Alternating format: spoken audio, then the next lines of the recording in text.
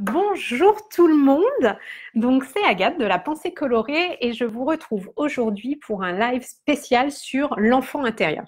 Alors, pourquoi cette thématique de l'enfant intérieur? Déjà, c'est quelque chose dont je parle très souvent, notamment quand on parle des émotions, de s'aimer. Bonjour Céline, de s'aimer à 100%. Et je dis toujours que pour s'aimer à 100%, il faut avoir accepté aussi avoir de la bienveillance envers notre enfant intérieur et puis notre passé. Donc, je parle souvent de l'enfant intérieur et puis certaines d'entre vous m'ont demandé justement de creuser un petit peu, d'être un petit peu plus spécifique, vous en dire un petit peu plus sur l'enfant intérieur. Donc, j'ai décidé de faire un Facebook Live dédié à l'enfant intérieur et j'ai noté que c'était la première partie parce que c'est un sujet tellement vaste que je n'arriverai pas à tout mettre en un seul live ou alors il faudrait qu'il dure très longtemps. Et du coup, je préfère le décomposer en plusieurs parties, surtout que vous allez le voir à la fin de ce premier live, je vais vous donner un petit exercice à faire qui vous permettra de préparer le prochain live et justement de commencer à avancer sur cette thématique de l'enfant intérieur et puis d'apprendre à vous réconcilier, à accueillir votre enfant intérieur. Alors, déjà, une première chose, qui est cet enfant intérieur? Eh bien, l'enfant intérieur, finalement, c'est les mémoires de l'enfant que nous avons été. Donc, chacun d'entre nous a à l'intérieur de lui, alors ça peut être parfois dans le mental, mais moi je le place plutôt l'enfant intérieur à côté du cœur, parce que c'est quelqu'un qui fait entièrement partie de nous et donc qui est représenté par un enfant donc à l'intérieur de nous et qui va avoir tendance à s'exprimer de manière souvent un petit peu disproportionnée. Tout du moins au début, quand on a besoin de faire la paix avec notre enfant intérieur, on va prendre connaissance, faire connaissance avec notre enfant intérieur dans des moments, par exemple, où on peut péter un plomb, se mettre en grande colère, avoir l'impression de ne plus être sous le contrôle. Et dans ces cas-là, justement, c'est notre enfant intérieur qui a un besoin énorme de s'exprimer et d'où souvent cette explosion d'émotions qui fait qu'on a l'impression de perdre le contrôle et où en fait c'est juste notre enfant intérieur qui a besoin de nous faire prendre conscience des blessures qu'il a subies, qu'il a vécues lorsqu'il était enfant, lorsque nous étions enfants et donc qui va s'exprimer pour que l'on comprenne et puis que l'on essaye justement d'avancer, de progresser et d'accueillir nos émotions d'une façon différente. Alors n'hésitez pas si vous avez des questions au fur et à mesure à me les poser. Alors je répondrai pas peut-être pas obligatoirement à l'instant T, mais je ferai des pauses justement pour répondre à vos questions. Bonjour Florence.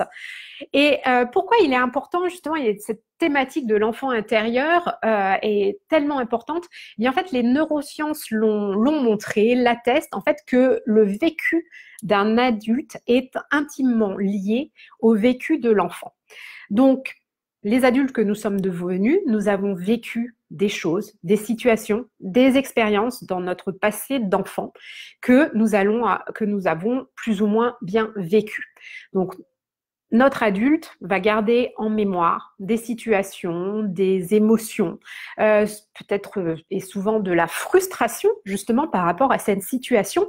Et si nous n'allons pas connecter avec ce que nous avons vécu en tant qu'enfant, eh bien, nous n'allons pas pouvoir guérir et nous libérer de ces blessures et nous allons continuer en fait à grandir en tant qu'adultes eh bien, en ayant toujours ces blessures, ces choses ces blessures ouvertes qui restent intactes et qui ne demandent qu'à une chose, c'est d'être prises en compte avec bienveillance pour passer à autre chose et pouvoir être un adulte beaucoup plus aligné, en fait, en ayant guéri des blessures d'enfant.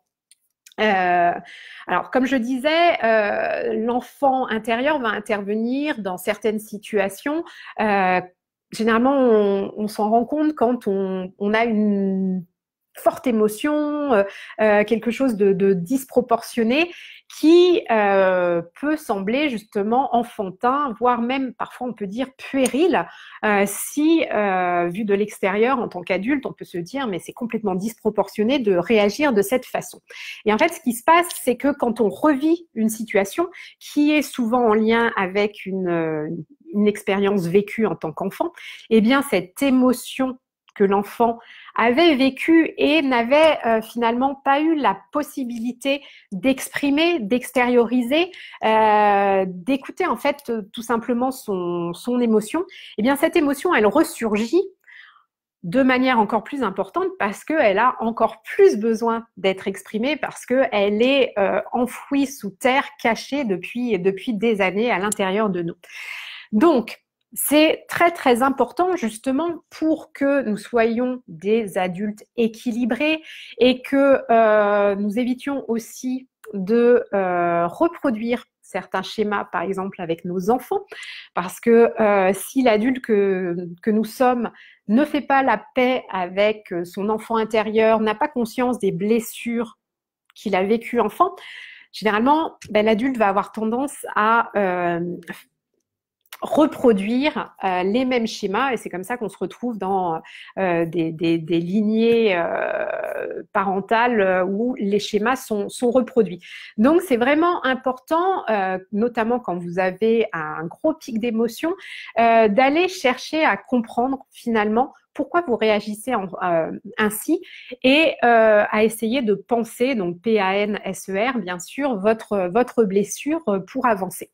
Alors, les blessures, il y a pas mal de bouquins dessus et peut-être connaissez-vous, un des plus connus, c'est je ne sais plus quel est le nom exact, enfin ça doit être les 5 blessures, enfin c'est le livre de Lise Bourbeau, mais en fait les blessures affectives, il y en a 5. Les 5 blessures principales que tout adulte a connues en fait en étant enfant. Et généralement, parmi les 5 blessures, un enfant en a vécu 2 voire 3 majoritairement. Donc, ça va être très très important déjà de connaître les blessures qui existent pour voir quelles ont été les blessures. Bonjour Eric, de prendre conscience des blessures existantes et de connecter justement avec les blessures que vous avez connues enfant. Alors le but n'est pas du tout, justement, le but en fait c'est de faire la paix avec votre passé. Parce que le passé, c'est du passé, vous n'allez pas pouvoir le changer, vous n'allez pas pouvoir modifier les événements que vous avez vécus, vous n'allez pas pouvoir revenir en arrière pour changer le cours des choses. En revanche, vous pouvez faire comme un retour en arrière dans votre passé pour aller comprendre ce que votre enfant intérieur a vécu et puis justement essayer du mieux possible de comprendre le vécu de l'enfant, d'accueillir en fait votre enfant intérieur, de le réconforter avec bienveillance, parce que finalement la symbolique c'est cet enfant intérieur qui a vécu des blessures, et bien le parent qu'il a aujourd'hui, ce ne sont plus vos propres parents, votre père, votre mère, mais vous êtes en tant qu'adulte le seul et unique parent qui peut guérir les blessures de l'enfant intérieur. Vous seul êtes en communication, encore pouvez être en communication avec cet enfant intérieur. Donc ça va être très très important pour vous de comprendre que vous pouvez prendre le rôle de la bonne mère, du bon père, que vous avez que vous n'avez peut-être pas eu. Vous avez peut-être des regrets par rapport à tout ça.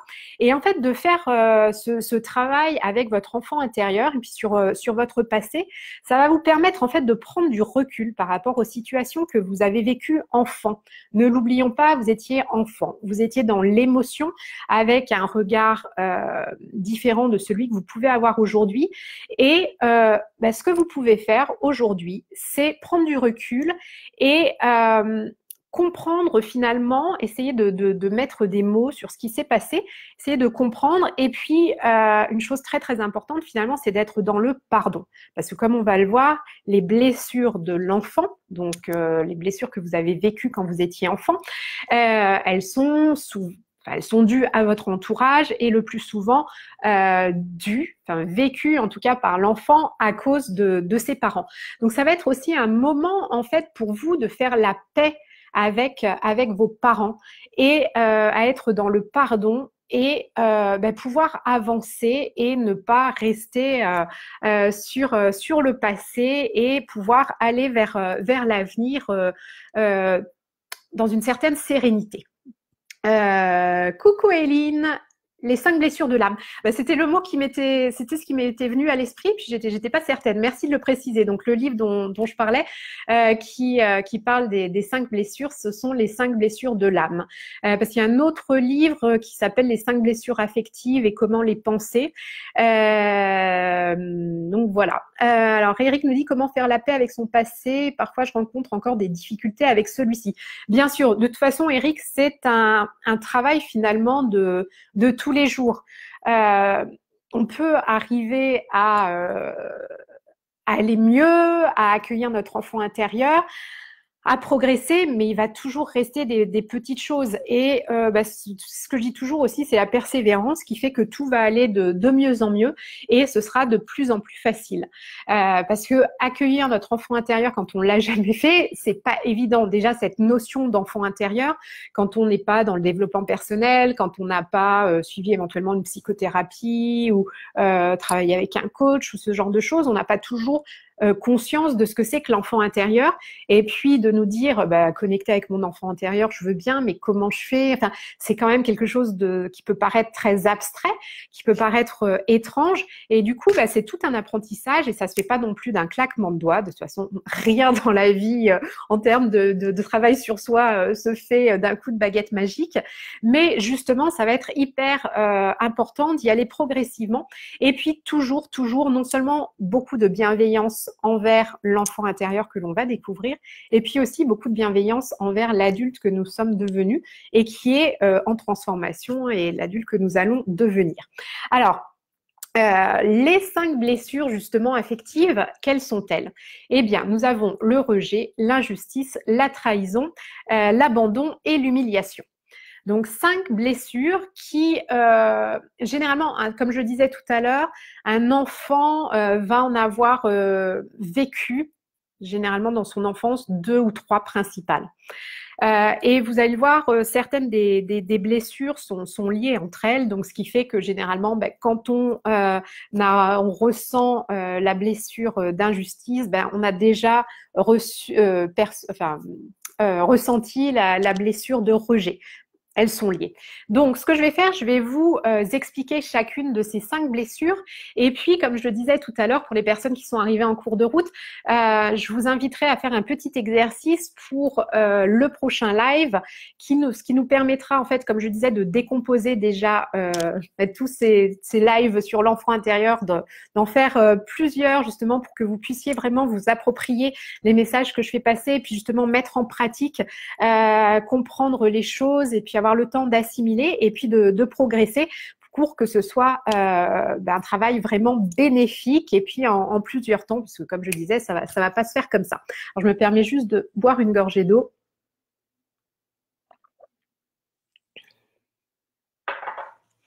Alors, les 5 blessures affectives, quelles sont-elles? Alors, comme je disais, donc le rejet. Alors, le rejet, quand est-ce que, comment ça... L'enfant, dans quel contexte va-t-il avoir senti le rejet? Eh bien, c'est quand l'enfant ne s'est pas senti aimé comme il aurait aimé l'être par son père ou par sa mère ou par quelqu'un de son entourage.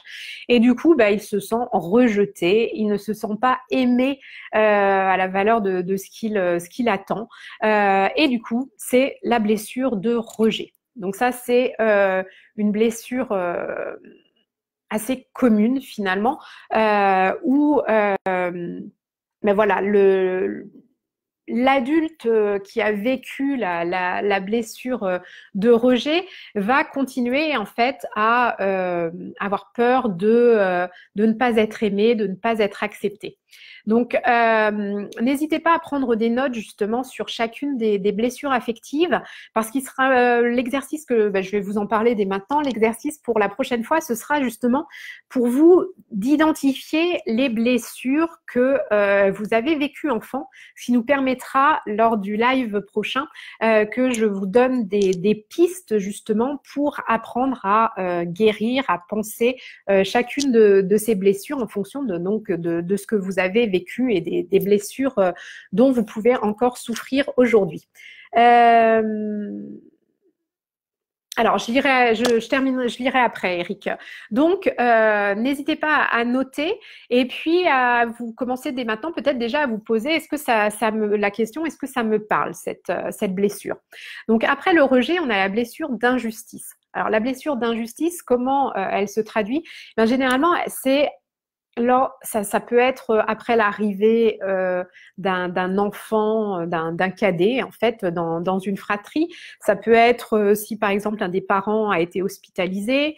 Enfin, voilà, ça va être des moments où l'enfant ne s'est pas senti aimé alors qu'il avait fait des efforts, justement. Donc, souvent, c'est après avoir s'être senti rejeté, l'enfant, du coup, va faire beaucoup d'efforts. En fait, là, je suis en train excusez-moi, là, je suis en train de confondre, je suis en train de mélanger l'injustice et l'abandon, je me rends compte. Donc, non, donc, on reprend sur la blessure d'injustice, excusez-moi. Donc, la blessure d'injustice, c'est quand l'enfant, en effet, ne se sent pas aimé et que, justement, donc, il se sent rejeté et qu'il va tout entreprendre pour se faire aimer encore plus par le parent dont il ne se sent pas assez aimé. Et finalement, il va y avoir un gros sentiment d'injustice parce que il a l'impression de faire beaucoup d'efforts et puis le comportement du parent ne change pas. Donc du coup, il y a ce sentiment d'injustice pour l'enfant. La blessure d'abandon. Alors là, l'abandon, on est dans le cadre où justement l'enfant va pouvoir subir une situation dans laquelle il va se sentir abandonné. Donc ça peut être justement de s'être senti aimé par ses parents parce qu'il était l'enfant unique, l'aîné, et que il a vécu quelque chose de très très intime avec ses parents. Et puis arrive un cadet, et là du coup, l'attention se porte sur l'autre enfant, et du coup, l'enfant se sent abandonné.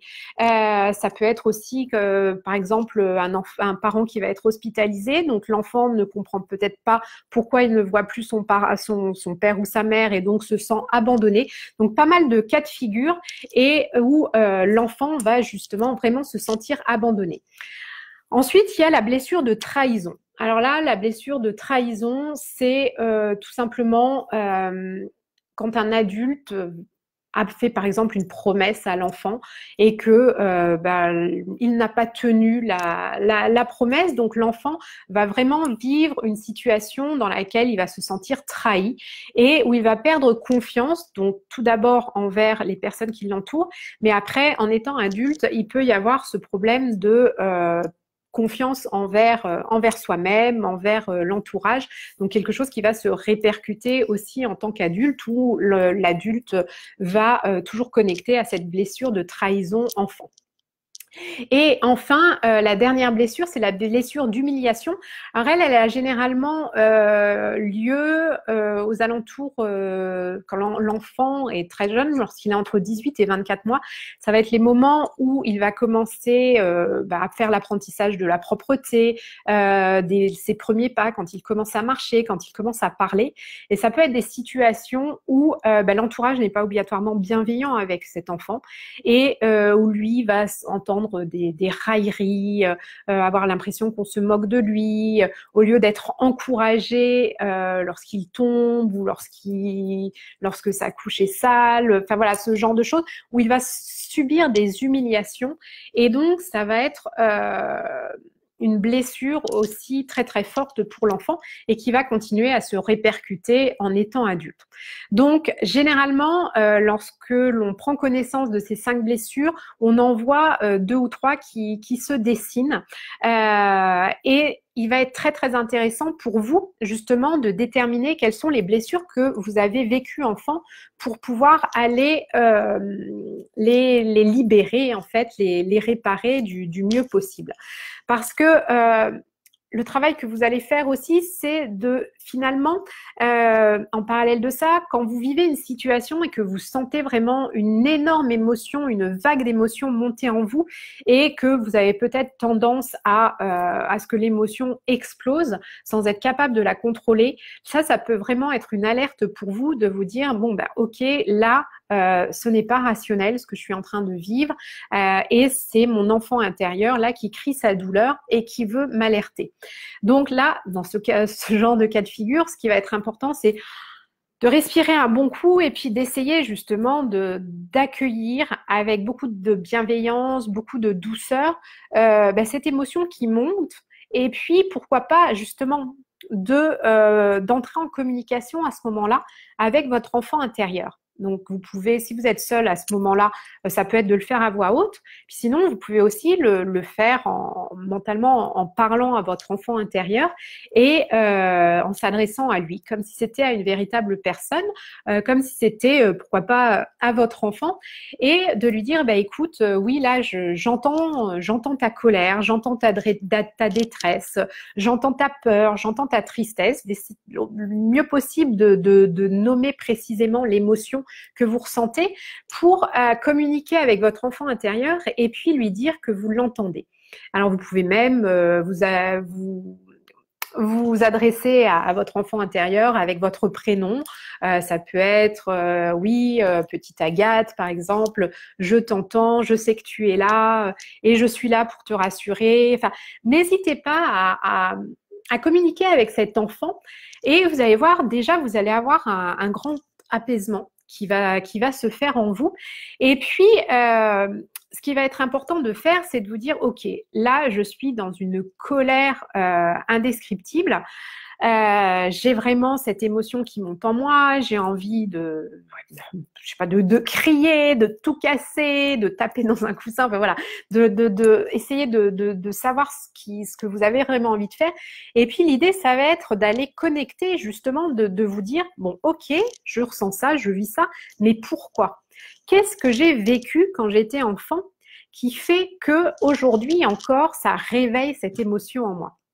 Donc là, ça va être important pour vous d'essayer de connecter à la blessure que vous avez vécue enfant pour comprendre pourquoi justement vous vivez ça encore aujourd'hui. Et puis, on le verra la prochaine fois. Je vous donnerai justement des clés, des pistes, des méthodes pour aller travailler sur chacune des blessures en fonction de votre situation. Mais vraiment, c'est important de reconnecter avec votre enfant intérieur parce que votre enfant intérieur, ça va être ses besoins en fait qui s'expriment aussi par les émotions que vous ressentez. Et ce dont il a besoin pour aller mieux, pour s'apaiser, votre enfant intérieur, ça va être de se sentir accueilli, de se sentir écouté, de se sentir entendu et de savoir que ce nouveau parent en fait que vous êtes, vous jouez à la fois le rôle de père et de mère. Hein. C'est pas parce que vous êtes une femme que vous allez jouer le rôle de la mère pour votre enfant intérieur. Non, vous avez le double rôle pour votre enfant intérieur. Et c'est d'être le plus bienveillante possible avec votre enfant intérieur. Et puis lui dire que oui, vous êtes là et que vous avez conscience de ses besoins, de ses envies, de ses rêves, de ses idées, de ses pensées. Parce qu'en fait, l'enfant que nous avons à l'intérieur de nous, il avait beaucoup moins de filtres. Il avait beaucoup moins de... Enfin voilà, quand on est enfant, on fait beaucoup moins attention à ce que les autres vont penser. On n'a pas encore conscience de toutes les lois, de toute l'éducation. Enfin, on n'a pas encore été formaté par l'éducation, par tout ce qu'on va vivre en tant qu'adulte. Et en fait, ça peut aussi être très intéressant de reconnecter avec notre enfant intérieur pour justement reconnecter avec notre créativité, avec notre joie, avec beaucoup de choses aussi qui vont nous faire avancer. Donc ça, c'est vraiment important. Et puis, il y a une chose aussi qui est vraiment essentielle à comprendre, c'est que nous seuls sommes en mesure de libérer notre enfant intérieur, de penser nos blessures. Alors, toujours penser P-A-N-S-E-R, hein. Parce que déjà, nous seuls, en fait, nous seuls savons ce que nous avons vécu et comment nous l'avons vécu. Parce que bien sûr, le passé va être en commun avec d'autres personnes, mais finalement, la manière dont nous avons vécu certains événements en tant qu'enfants, eh bien, il n'y a que nous qui le savons. Donc, il n'y a que nous qui pouvons reconnecter avec ce que nous avons véritablement vécu, que ce soit une humiliation, un sentiment d'abandon, de se sentir rejeté, d'avoir vécu à un moment donné où on trouvait ça injuste, ou d'avoir, des fois c'est des petites choses, une trahison, ça peut être juste une petite chose, mais qui a été tellement enfouie que quand elle ressort, elle a une énorme ampleur. Et donc, nous seuls sommes en connexion avec ce que nous avons vécu à ce moment-là. Donc, ça, c'est vraiment quelque chose à garder en tête. Alors après, on peut se faire aider, bien sûr, pour faire tout ce travail sur nous-mêmes et l'enfant intérieur, mais n'oublions pas que nous seuls sommes capables de savoir ce que nous avons ressenti, comment nous avons vécu les choses, et donc, nous sommes les seuls guérisseurs en fait de notre enfant intérieur. Alors, Eric, j'ai peut-être une solution que j'ai trouvée pour moi. Je fais la lecture dans une école maternelle chaque semaine à des petits de 4-5 ans. Mon enfant intérieur est-il en train de guérir? Eh bien, tout à fait, Eric. C'est aussi une méthode. Alors, moi, je ne sais pas si ce que tu as vécu enfant, mais peut-être que au fond de toi, il y a peut-être une frustration de quand tu as été enfant de ne pas avoir passé assez de temps avec ton papa, avec ta maman, qui ne te lisait pas d'histoire ou ce genre de choses. Et peut-être que tu vois, pour toi aussi, de reconnecter avec ton enfant intérieur. Et puis, quand tu racontes des histoires à d'autres enfants, bah, tu racontes aussi des histoires à ton propre enfant intérieur. Et peut-être que justement, pour toi, c'est une manière de guérir et que ton enfant intérieur va pouvoir penser cette blessure qui peut être de rejet ou d'abandon selon éventuellement ce que tu as vécu. Les humiliations peuvent avoir lieu par la suite avec les violences éducatives ordinaires pour les enfants, quel que soit l'âge. Tout à fait, tout à fait. Alors oui, c'est vrai que je parlais d'humiliations qui peuvent commencer très tôt, mais après, bien entendu, que les humiliations, après, c'est à tout moment. Et ça peut être, c'est pas obligatoirement les parents, ça peut être aussi à l'école, un enfant qui va être rabaissé par la maîtresse parce qu'il sait pas faire ses lacets en maternelle, ou enfin même en primaire d'ailleurs. Enfin voilà, il y a tout un tas d'autres situations qui peuvent créer de l'humiliation et même de toute façon l'enfant intérieur. Moi, je me souviens de certaines humiliations en étant adolescente. En fait, notre enfant, il grandit, mais ça peut. L'enfant va jusqu'à 16, 17, 18 ans où il vit des choses au moment où il est en train de se construire. Céline, où ce que nous renvoient nos enfants, les blessures se réveillent avec nos propres enfants. Tout à fait, tout à fait. C'est exactement ça. Moi, par exemple, ma blessure d'injustice et d'abandon est réveillée avec mes enfants quand, par exemple, il y a des moments où j'ai l'impression de ne pas avoir de temps pour moi, où je les trouve, ils me prennent trop de temps, et en fait, j'ai une colère qui monte. Ben, c'est tout simplement parce que j'ai peur, en fait, qu'on me prenne trop, et c'est lié à mes blessures d'enfant, et c'est mes propres enfants qui peuvent les réveiller. Eric, être non reconnu pour ma valeur par mes parents, je me suis sentie rejetée à ce moment-là. Mais tout à fait, tout à fait. Et c'est pour ça aussi que c'est important de réfléchir aux situations qu'on a vécues avec notre regard d'adulte d'aujourd'hui pour prendre du recul, parce que parfois on a vécu des choses qui nous semblaient injustes en étant enfant. Sans avoir toujours conscience de l'environnement, du contexte, ou parfois d'avoir fait une montagne de quelque chose qui Des années après, quand on se repenche dessus, on peut se dire bon bah finalement c'était peut-être pas si important que ça. Maintenant je comprends pourquoi mon père ou ma mère a réagi à ce moment-là de cette manière. Enfin voilà. Donc ça va être super important de reconnecter avec nos souvenirs aussi en ayant ce regard d'adulte. Alors je prends juste mes notes 2 minutes pour être sûre de ne rien avoir oublié. Euh, Ouais, ce que bon, ouais, c'était ça vraiment de d'être capable aussi d'avoir de la compréhension, comme je viens de le dire, pour nos parents, pour le comportement qu'ils ont pu avoir quand on était enfant, et prendre du recul pour en fait réhabiliter les parents que nous avons eus, et en faisant la paix, en pardonnant, eh bien c'est beaucoup plus facile d'avancer par la suite. Donc l'idée, c'est vraiment, comme je disais, de connecter avec les émotions de l'enfant qui n'ont pas été exprimées pour justement pouvoir les exprimer, les dire, les extérioriser pour que plus on apprend à reconnecter avec ces émotions-là et à comprendre pourquoi on les vit, plus leur intensité diminuera. Euh, oui, il y a quelque chose que j'ai oublié de vous dire justement. Ce qui est important aussi quand on travaille justement avec son enfant intérieur, c'est de conserver à l'esprit, d'avoir confiance et de se dire que on peut pas changer son passé, ça c'est ce que je disais tout à l'heure, mais on peut en changer sa perception. C'est ça qui va être important en fait de changer en fait d'état d'esprit par rapport à notre passé, et de se dire que en fait les effets des expériences, des vécus douloureux que l'on a eus dans le passé, eh bien ce sont des choses qui sont réversibles.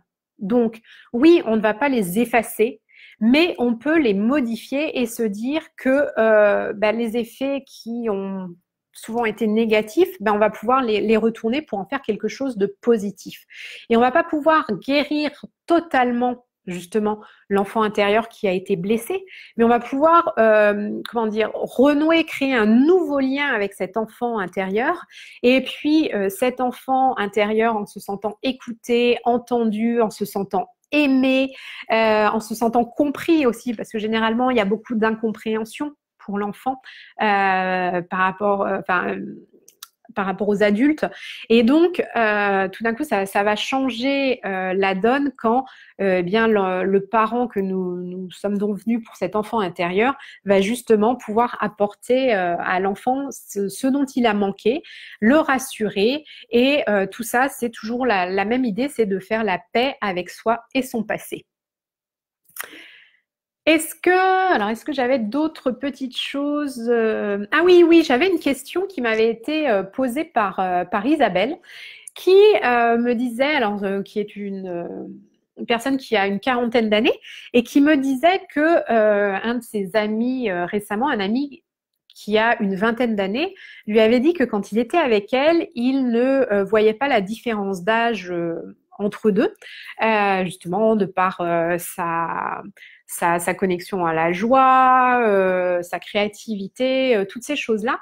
Et donc, elle se demandait si le fait de conserver un lien fort avec notre part d'enfantin en fait, pouvait être préjudiciable par rapport aux adultes de notre âge, et puis du regard qu'ils peuvent porter sur nous. Alors, je trouve ça très, très intéressant comme question, parce qu'il faut bien faire la part des choses, justement. L'enfant, qu'est-ce que c'est? En fait, c'est un être vivant qui est sensible, qui est créatif, qui est beaucoup dans la joie, dans la spontanéité, qui, comme je disais tout à l'heure, n'a pas de filtre, en fait. Donc, euh, il vit sans se soucier du regard des autres, enfin jusqu'à un certain stade, et de plus en plus tôt, je trouve, il y a des prises de conscience du jugement de toutes ces choses-là chez l'enfant, et c'est bien dommage que ça arrive de plus en plus tôt. Mais donc, initialement, l'enfant, donc c'est un être joyeux, et qui va être dans l'expression de ses émotions et vraiment dans la spontanéité. Et il y a quelque chose à ne pas confondre. Donc ça, c'est le côté enfantin dont on parle.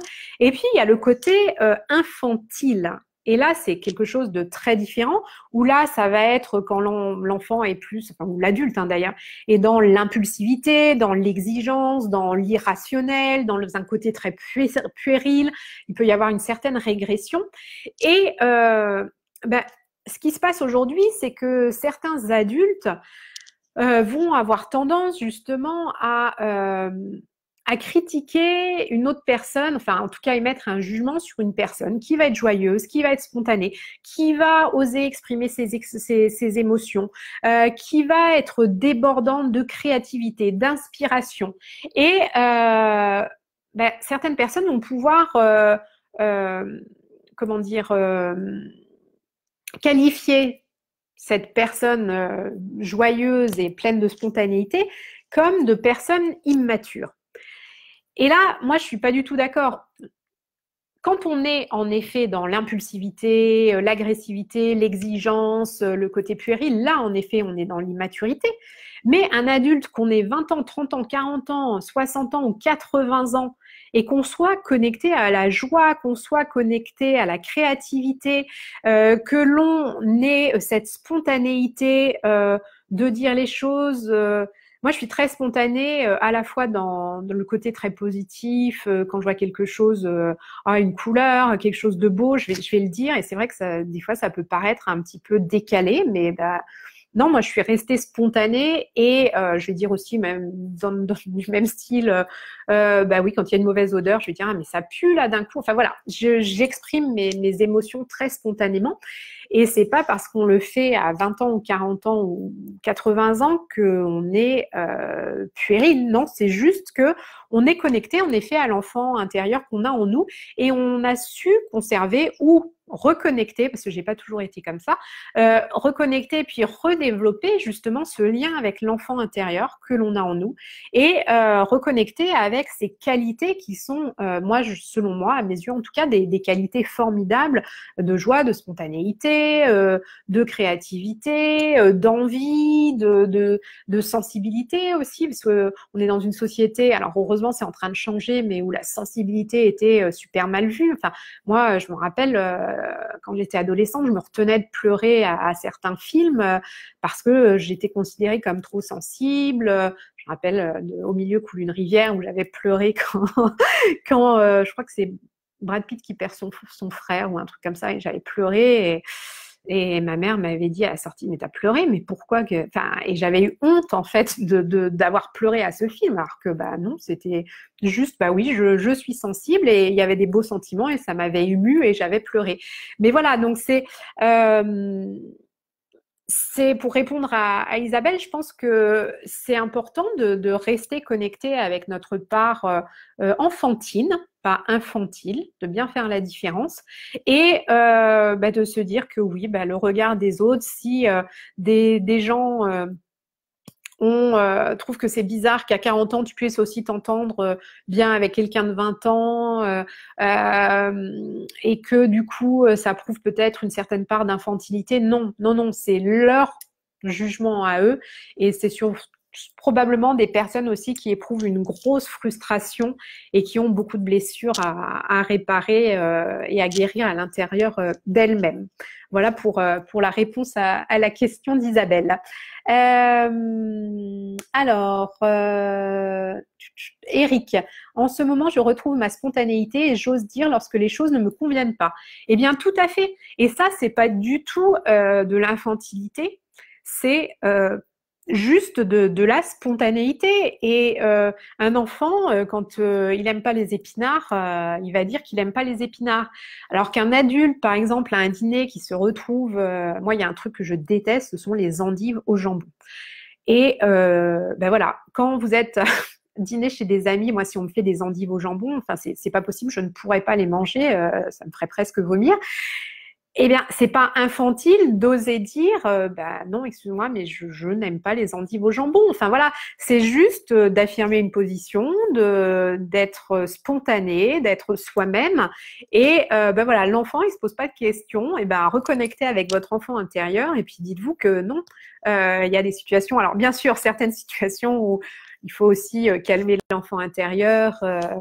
Je vois ça avec mes enfants qui sont très très spontanés, et qui peuvent dans le métro dire ben, elle est pas belle la dame ou ce genre de choses. Alors ça, oui, on est dans la spontanéité, mais c'est pas vraiment une bonne spontanéité à garder adulte. Déjà, c'est difficile à vivre pour les parents quand l'enfant se comporte comme ça, mais dans l'ensemble, vous serez beaucoup plus aligné.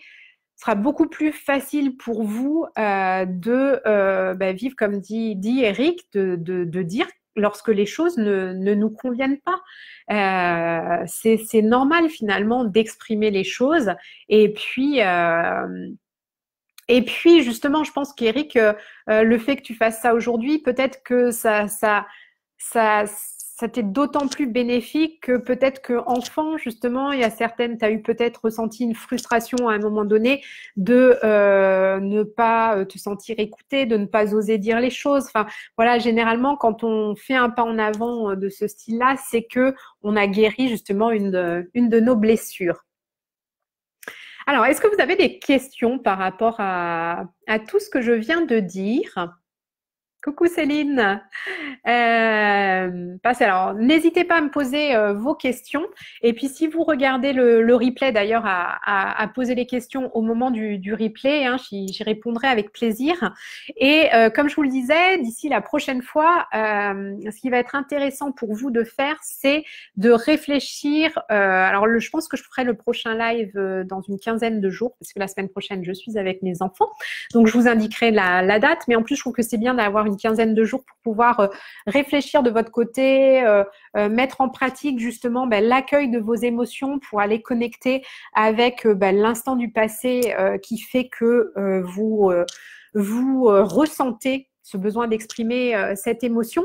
Et puis justement, ce que vous allez faire, c'est de réfléchir aussi à quelles sont vos 2-3 blessures principales qui aussi ressortent quand vous êtes dans des situations à vivre une grosse émotion. Et puis, comme je disais au préalable, eh bien, lors du prochain live, je partagerai avec vous justement des techniques, des exercices pour apprendre à justement accueillir ces blessures et les penser du mieux possible. Alors, Eric, la chose que je déteste le plus au monde, c'est l'ail. Je suis allergique à ça comme les vampires, cela me rend malade. Eh bien voilà, tout simplement, il y a des choses, et j'imagine que quand tu es invité chez quelqu'un, c'est ça aussi le fait, il y a certains, quand on est, par exemple, quelqu'un qui est allergique, qui est intolérant vraiment, par exemple, enfin moi, mes enfants sont allergiques aux graines de sésame. Et donc, quand ils en mangent, ils vomissent, ils ont de la fièvre, ils sont obligés de s'allonger, ils s'endorment tout de suite. Enfin, ils sont vraiment mal et c'est vraiment une forte allergie. Et je me dis, j'ai aucun complexe à dire, ben non, il peut pas manger ça parce qu'il y a des graines de sésame. Donc, finalement, c'est exactement la même chose. Quand on n'aime pas quelque chose, à l'exprimer tout simplement. On n'a pas besoin d'être allergique pour ne pas aimer quelque chose et pouvoir l'exprimer. Eric, merci de nous aider à guérir notre enfant intérieur. Avec plaisir, Eric. C'est un travail de longue haleine. Hein. Ça se fait assez, comme je disais, il faut de la persévérance, mais justement, c'est le but aussi de ces lives. Je me suis dit que ce serait beaucoup plus bénéfique de décomposer. Déjà, en plus, je me rends compte, ça va bientôt faire 3/4 d'heure que je parle, donc il y a vraiment, c'est un sujet tellement vaste avec tellement de choses à faire que je pense que c'est important aussi de le décomposer en plusieurs fois pour que vous puissiez l'assimiler beaucoup plus facilement, faire l'apprentissage au fur et à mesure, pouvoir me poser vos questions aussi entre chaque live, ce qui permettra moi aussi de répondre au cours des lives aux interrogations, aux problématiques que vous rencontrez et ce sera ainsi beaucoup plus bénéfique pour vous. Céline nous dit merci Agathe, super sujet et super live. Écoute, ravie Céline que toi aussi ça te plaise et que ça t'aide. Donc, écoutez, je partagerai avec vous la date du live, mais je pense que nous serons le 18 juillet. Je pense que ce sera le mercredi 18 juillet. Pareil, à 14h, mais je recommuniquerai dessus. D'ici là, n'hésitez pas à me contacter en mail privé, sur Messenger, dans le club. Enfin, si vous avez des questions, ce sera avec grand plaisir que j'y répondrai. Et ben, je vous souhaite une belle rencontre, une belle découverte avec votre enfant intérieur. Et je vous dis à dans 15 jours pour un prochain live sur le sujet. Bye bye!